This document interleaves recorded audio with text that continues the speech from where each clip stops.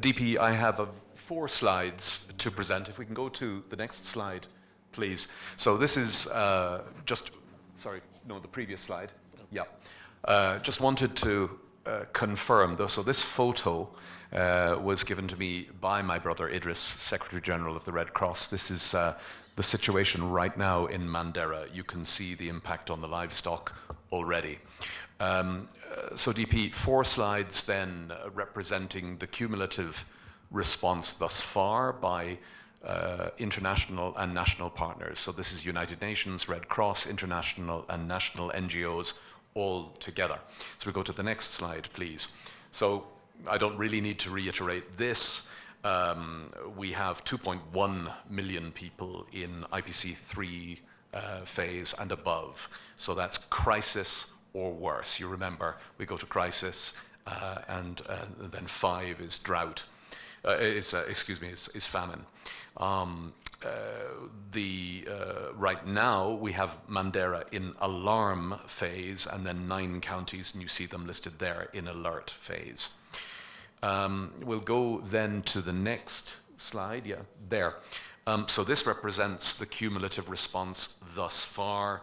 354,000 people receiving food and cash transfers, 120,000 receiving livelihood support, 750,000 sufficient water for drinking and cooking, 13,000 hygiene support, 100,000 on critical life-saving health services, 323,000 reproductive health kits, 17,000 children with moderate acute malnutrition, 27,000 children reached already, but with severe acute malnutrition.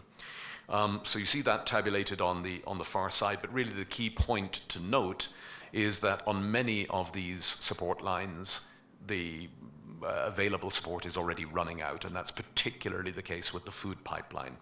So if we can go to the next slide. So really, to complement what you've said, Excellency, a proposed division of labor for the international and national partners. And in the spirit of the humanitarian reset, we really have to hyper-prioritize because the international resources are just not there.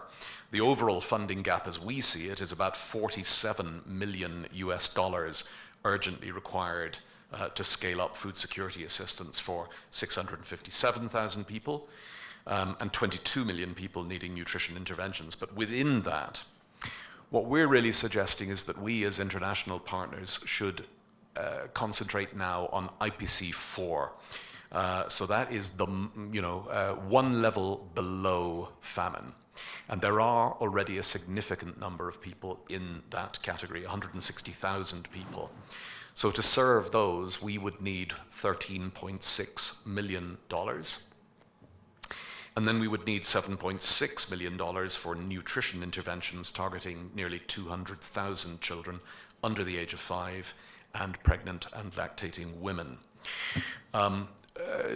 DP, just another point to say, so the final assessment of the short rains, the October, November, December, that assessment I think will be finalized in 2 weeks' time.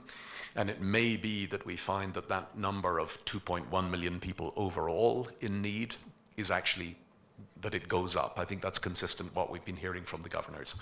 And so then, if that's the bit that the international partners would try to mobilize the resources to do, which is really to concentrate, as I say, on IPC 4, those most severely affected, then in complement to you, Excellency, we would suggest that government very much concentrate on the Hunger Safety Net program, food and cash assistance, and particularly livestock offtake, which is really quite urgent.